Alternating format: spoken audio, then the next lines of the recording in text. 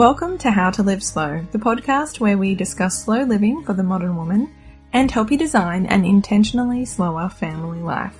I'm Rachelle Glendon, your personal slow living coach and host of this podcast. I know all about busy, but I love living slow. Enjoy the show.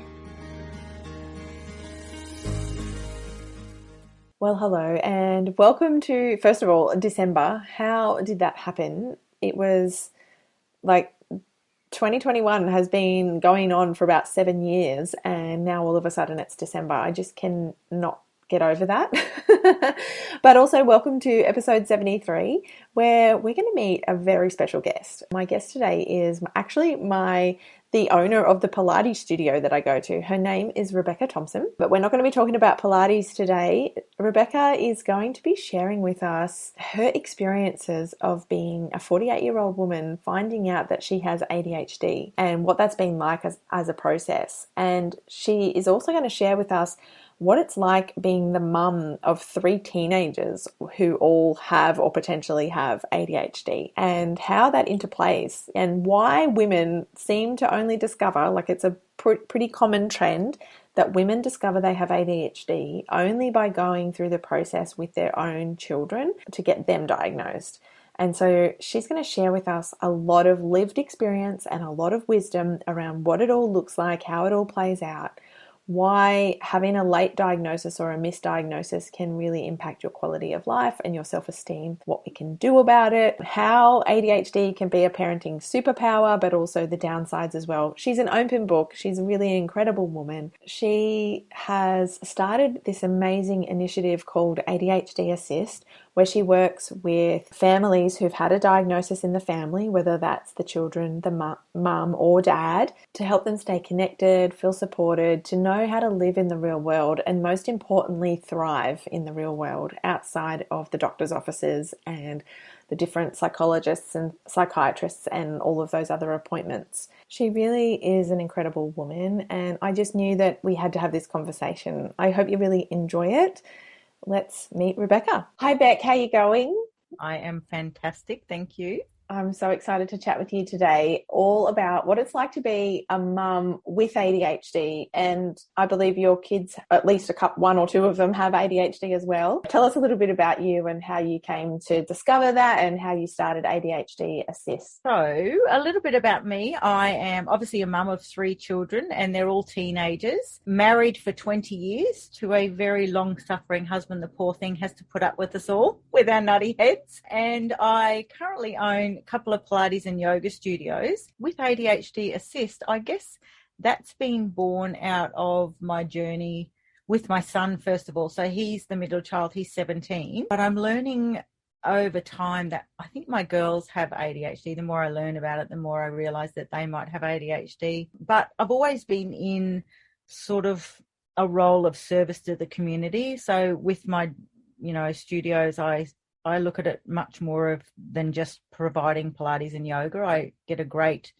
thrill of connecting with people. And I guess with the ADHD Assist, with my journey with my son, it's been so tricky and difficult to find a professional that isn't just in the medical terms, I guess, like the clinical aspect of ADHD and the diagnosis and, the subsequent treatment. I found there was nothing in between of where parents go for a bit of support or guidance. So I've been looking at doing something like this for a few years, but I sort of took the leap, I guess, because last year I was diagnosed and I thought, holy crap. And I know that's one of your questions to me, but I thought, my goodness, how could I be 48 years old? And I feel that I'm quite a knowledgeable person and, educated and not actually be formally diagnosed. So I thought, well, if I'm one of those people, there must be hundreds and if not thousands of women that go misdiagnosed or undiagnosed for so many years. Yeah, I wonder, do you think that's like you started looking into it for your son because I've heard that they say like boys present more typically ADHD and it's a completely different experience with women, and so often it's like mums find out they've got ADHD or autism or something like that because they have a son who has it and they've gone, oh, that sounds like me. Yeah. Look, definitely. And look, I was named last minute Larry or Bull at a gate when I was a kid growing up. So I knew, I mean, I've always been having those symptoms, but I guess being my age too, ADHD was really only termed ADD in the 80s, and then it changed to ADHD in the late 80s. So when I was growing up and going to school, you really just were labelled a naughty kid. You know, boys were labelled as naughty because they typically present as hyperactive, whereas girls, they seem to internalise the symptoms and they become more, or they might be a little bit more inattentive. They also might have comorbidities like coping strategies that then become anxiety or depression. And so girls and women, I guess, are overlooked because a lot of the studies on ADHD are on the male population. And I think we're learning nowadays that there are a lot more women and girls walking around with undiagnosed ADHD. So it is quite sad. And I guess for me, it's been a really driving force. And I sort of morphed it in a way that initially it was just going to be about helping mothers with children with ADHD. Mm-hmm. But the more I'm doing the studies and the more research I'm doing, I'm realizing, actually, I think those mothers need support for themselves because a lot of the time, because ADHD, it has such a strong genetic link, those mothers do have ADHD, you'll find, for a lot of the time anyway. Yeah, I'm sure they do. Or if they don't, then they're dealing with a partner who does or potentially does, like if it's genetic, right? Yeah. And look, also, if you've got so I've got 3 children. One's being diagnosed, one's in the process of getting diagnosed, and I have a very strong sneaking suspicion my third one will probably be diagnosed later down the line. And I've got 2 girls and a boy. There you go. So interesting. Yeah. And that's where we started the conversation, where I discovered, because you'd said I'm a student at your Pilates studio, and I don't even know how we got onto the conversation. And you said something about doing a weekend away for mums with ADHD, and I said, can I come? Because I think my husband might have it. And we've decided not to progress on any, formal exploration, but it really got me looking at, and that's why I'm so interested. Yeah. And it's funny you say you haven't explored any formal investigations, because I think I get a lot of people reaching out to me and they go, I haven't been diagnosed. And look, it doesn't really matter to me. For me personally, this is my own personal belief. A diagnosis is a label, and it can be used for treatment if you're going to seek like medical treatment. However, if you have a sneaking suspicion that these are your traits, I think education is the most important thing, understanding what it means. So a lot of people don't really understand what ADHD and how it impacts people's lives. Yeah. And I think if you can really understand that and actually get that person. So if you know one person with ADHD, you only know one person with that ADHD, because it's so varied. And I think if you're educated on it, you can start having a little bit more compassion, because that person's probably had a lifetime of constant failures or disappointments in their own mind. Can it really affect people's self-esteem? Yeah, I understand that. So before we get off track, I do want to ask you, what were your symptoms and why did you decide, is that why you decided to go through a diagnosis for yourself last year? Or was it just like... Oh my God, don't ask me too many questions at once because I'll forget them all. I have ADHD, don't you know? So first of all, my diagnosis, I have been to probably about 7 psychologists or psychiatrists with my son, because I just couldn't stick with someone who actually was holistic. I approach things in a very holistic way, and I felt that they were all about just giving medication, diagnosing, and then off you go. Yeah. So I found this guy down the Gold Coast, and he's world-renowned, very good diagnostician. And when we sat down, the first thing he said was, okay, Mum and Dad, which one of you have it? And I mean, my husband just looked at me, because my husband is the complete opposite to me. You could not get a more opposite person than I. And so we both looked at me, and I said, well, if someone's got it in the room, it's going to be me for sure. And we sort of joked about it, because I thought he was actually just making an off-the-cuff remark. When we got in the car, I actually said to my husband, I actually think I've got ADHD. And I know it sounds ridiculous, because like I said, I thought I knew. I'd read every book on ADHD, but I'd never really looked at the detail of the genetic link. I just Yeah. thought I understood my son because I understood him and I had that mother's heart. So at that moment I went, oh, maybe I do. And he said, Mum, you need to, this is the doctor talking to me, you need to be very careful because your symptoms will get worse potentially when you go through menopause. And I do know that with after the studies that I've done, women do struggle a little bit more with their symptoms because of the changes in their hormonal structures when they go through menopause. So I guess I took it quite serious because I have had anxiety and depression throughout my life. Right. And I thought, well, I don't want to go messing up my head if it's going to get worse. Yeah. So that's the reason why I went and got a formal diagnosis, because I wanted to know how I wanted to treat it moving forward. Yeah, really interesting. Yeah, that was going to be one of my questions is what with the symptoms, did you develop depression or anxiety or any other kind of things that might explain away? Absolutely. Looking back on my life, I mean, like I said, my name was Last Minute Larry, or like my mum said, oh my God, Beck, you're a bull at a gate.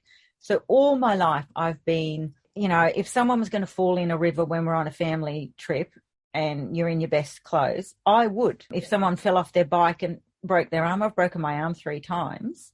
Right. You know, I just did things that were careless and reckless, and we didn't even think twice about it. We just thought, oh, that's just Beck. She's a bit nuts. Growing up, I've always been that person that's, you know, vibrant and, you know, I mean, you've seen me in class. I say inappropriate things. I know that I'm comical. But I guess it also, on the other side of that, which most people don't talk about, it wears you out.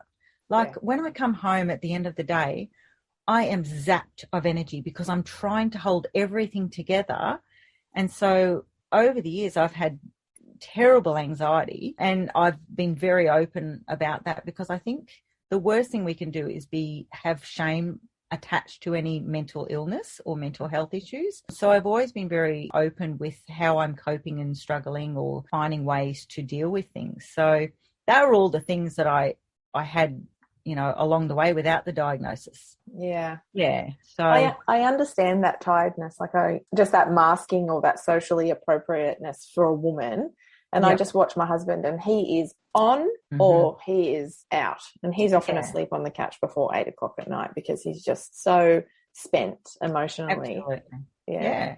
And this is the problem with especially these kids at school. They're trying to hold everything together at school. Yeah. And then when they get home, their parents wonder why they just lose their stuff. It's because they've been holding it together all day, and it's exhausting. It is absolutely exhausting. And then people think, oh, you're just being lazy. You're not being lazy. You're spent. You're absolutely spent. So, I think it like if you're living with someone with ADHD or you have ADHD, you will know that they're either on or off. That's it. Yeah. So it's tricky. Yeah, it is. And how has it played out with your relationship? Sounds like you've got a wonderful husband, but I'm sure it hasn't come without its challenges. Yeah, no, it has been very, very challenging. And especially because he is so regimented. He is so structured. He is so organized. He likes a tidy and clean house. Timing is really important to him. And for me, all those things don't matter because there's so many other things I need to worry about in a day that I just don't put the value on that. And I guess it has been very, very challenging. And I'm very lucky and very blessed that I have a husband who is open to growth, personal growth, and open to communication. And that's not saying we haven't had extreme difficulties throughout our marriage, because then you add in 3 children, one who is very, very challenging with ADHD. It has been a hard road. And we've had those ebbs and flows where you feel so disconnected. And I'm just lucky that we have worked very hard to keep our relationship together, and our values align very much. So I guess that's why the saving grace. Yeah. That our values align. Yeah, beautiful. And I think you do attract someone who has the qualities that you need, like you match together, right? 100%. Yeah. But then they're the ones that shit you off completely. Yes. So look, I look at him and he is so consistent in everything he does, and I go, oh, I'm going to be like that this week, and then I be like it for 3 days, and then I'm like, oh, I can't do that. I'm not doing that. That doesn't work for me. And I think over the years, you know, I guess what I would hope for working with people with ADHD is to stop the comparison, to just work out what works for you. And I mean, that's for everyone, isn't it, really? Yeah. work out what works for you and don't worry about what works for someone else, because what you adapt may not work for them either. Yeah, that's very true. Yeah, create a life that plays to your strengths rather than trying to constantly fix your weaknesses. 100%. Yeah, so relationships have been very tricky. And also, I found being a mother of a child with ADHD, relationships through the schooling years with the school mums and everything has been quite tricky, because my son was the kind of child that you would go, oh God, he's not coming to the party, is he? And so that was quite difficult to keep those friendships, because I knew that I was that mother that had that child. And that's really hard for some mothers. To me personally, I've got a really thick skin, but also I don't like fluff and bubble anyway. So I'm not going to be your friend just because you're in my kid's class. But other mothers, that's really important for them, that acceptance. So it is hard having children with ADHD as well. Yeah, I can imagine. Did you find that your energy matched his or theirs, though? Like, how was that? Yeah. Like, in what way? Like my energy matches my son's? Yeah. Yeah, I'm the mother that you go, oh God, here comes that lady. She's going to talk about something inappropriate. I don't want her around me. So those mums that are just, the mums that are just like everything perfect lined up and they've got to keep good social graces. I'm the mum that is the one that goes, oh, here she comes. She's going to ask me about something and I don't want to answer. So I'm very self-aware of that, and I know that, but I'm very comfortable with who I am. So it doesn't really bother me, but I am aware that I can make other people uncomfortable. So I've tried to respect other people as well. Yeah. I thought that was just being a mum of boys. Like, hey, no, I don't know. Maybe it is. I don't know. I've only got one boy, so I don't know what it's like to have a boy that isn't not neurotypical. Yeah, I understand. Oh, we just laugh, having only boys. I've got quite a few friends who've only got boys, and we just say, like, here come the girl mums with their cupcakes, with the icing. And that's beautiful, and we need them because, like, we don't have cupcakes. We've just got bags of chips and quick grab a couple of apples and a water bottle. Absolutely. Yeah, for sure. And look, if it's a birthday party, I don't care. I'm going down to Coles to get a birthday cake because the boys don't care anyway, do they? No, not at all. Put a plastic dinosaur on it and you're away. Yes. Sure. That's funny. So going back to ADHD, finding out that your son had ADHD and potentially now your daughters, or most likely, how did it impact your parenting? Like, what were the good parts about having an ADHD kid and having ADHD yourself? I thought about this quite deeply because it's nice to reflect, and the positives for me anyway is that I know that I have raised my children with such a fun spirit in the house. Yeah. We have such a fun and impulsive and spontaneous household. I'm very non-judgmental. So my children, if they wanted to try something or do something or wear something, I'm like, yeah, no problem. We have such a free-spirited house, and also one of not fitting in. So because I didn't fit in necessarily at school either, but my son didn't necessarily fit in. He's got a great group of friends, but there's just something a little different. And so I've always encouraged my children to embrace that not so much fitting in, because who wants to be like everyone else? So they're the positive things. That's amazing. It is. And I'm very proud. And I'm very proud of my husband because he is the complete opposite to that. He doesn't like spontaneity. He doesn't like being impulsive. He's not necessarily what you would call a fun person. He's very funny, but he is quite serious, and he's, so he just fits in. He's beautiful. So he brings it all together. The negative, I would guess, from my point of view, would be I don't really have a lot of structure, which is not great because children with ADHD need structure. Right. So I'm very fortunate that my husband provided that structure. I am not consistent. So I'll make a rule up and then I won't follow it through, which is terrible for ADHD children. What I have been consistent with is my yearning to find something that works for my children. So my son, I always externalized everything. I couldn't tell him to do 3 things because he'd forget them. So everything was externalized. We had boards, charts, reminders. So I've been very consistent in that. And the other negative thing too would be, and if I'm really honest, is mood swings. As a woman with ADHD, we all have mood swings as women. When you have ADHD, you have a lack of emotional regulating. So you find it very tricky to regulate your emotions. You're either really, really, really high and really, really, really low.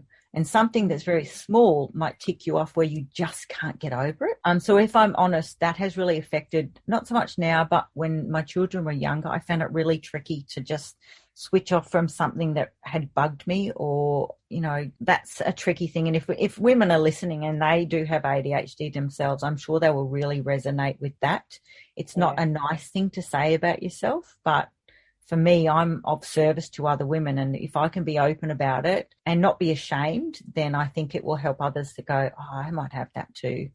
And to be honest, I have actually had to go on medication for my emotional regulation. And I found that has been a game changer. I still have highs and lows, but it just doesn't make me like I am the devil woman. And I guess you don't see that from a social and public perspective. Yeah.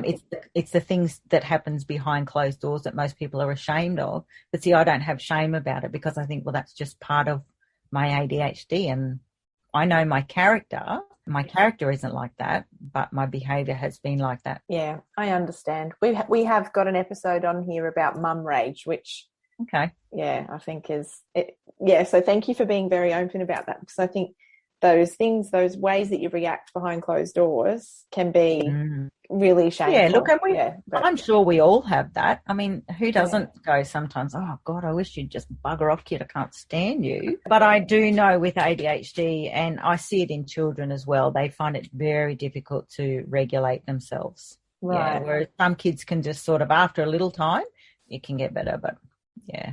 So they're the negative sides of the parenting, I would guess. With ADHD. Okay, thank you. So that medication, is that the ADHD medication, or that was prior? No, so there's a couple of there's lots of different kinds of medication. So this is guanfacine, which is like an emotional regulator. It is used in ADHD, and it's usually for people, especially when you go through the teenage years or women getting into menopause. Your hormones are really going to affect your ability to regulate. It's not just for that, but I think a lot of children that are really struggling with the outbursts, it has helped. That doesn't help with the concentration and the inattentiveness. So there's other types of medication that does help with that, which I actually take. I take Ritalin.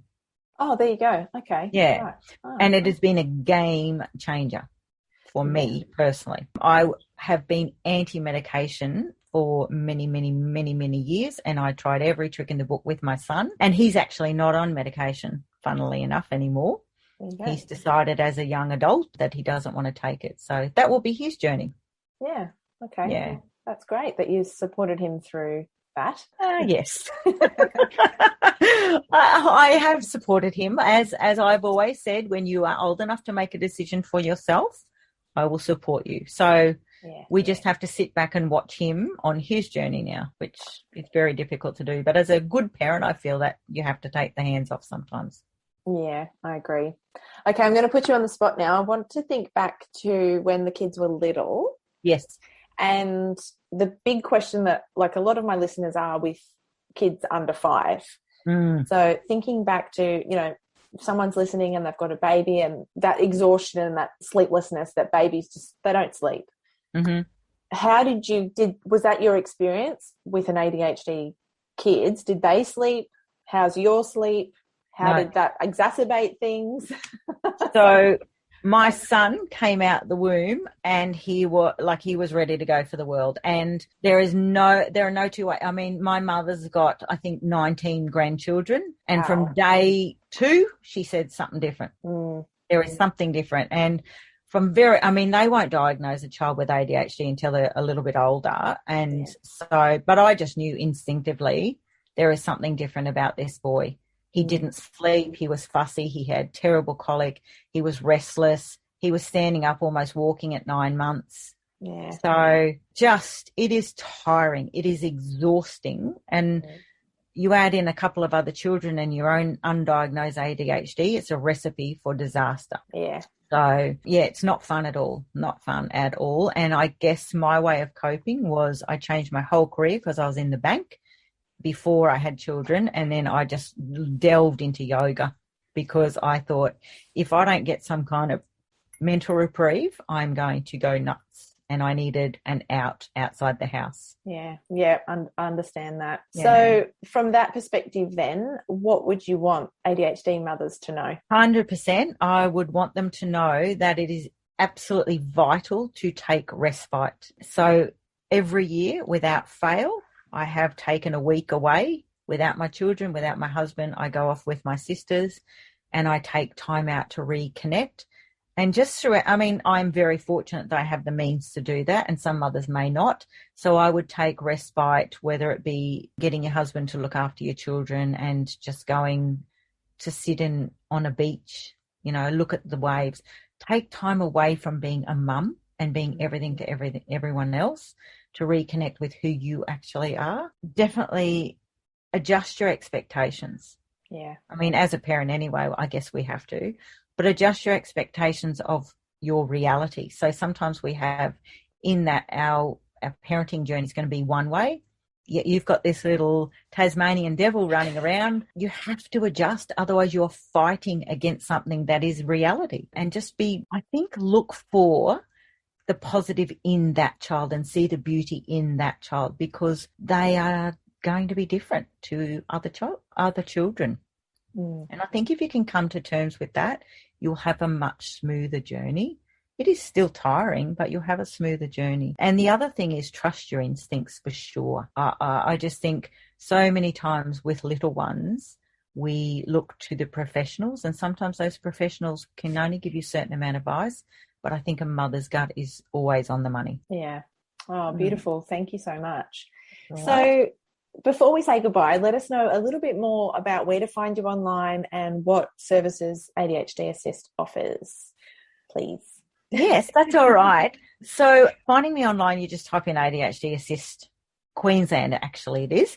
I had to put the QLD in there. But do you have a link or something like that we can put in? Yeah, I'll put all the links to everything. Yeah, because what I'd like to do too, I've got just a little link that will be in there to my 5 top tips for managing ADHD as a mother or just as a woman with ADHD. And the services that we provide, or I provide, it's a blend of coaching, ADHD specifically for either women with ADHD or mothers of children with ADHD. And it's not strictly coaching because I also bring an element of mentoring and support. So it's definitely advice and some tried and trusted tips and, just that hand to hold and go, I know I've been through it with you. Yeah. Yeah, beautiful. I know that we all need mothers who are those few steps ahead. So having been, absolutely. But I guess also the one main thing is that I would never like to assume that someone's at a certain stage of their journey, because I do think we all have to walk through certain stages before you're ready to go, now I'm ready to take that next step. So you can't force someone to walk through that, because that's just, I think, part of parenthood, feeling that. Yeah. So true. Yeah. Oh, thank you so much for coming on How to Live Slow. It's been lovely to chat. You're more than welcome. It has been a pleasure. Wonderful. Thank you. Thanks.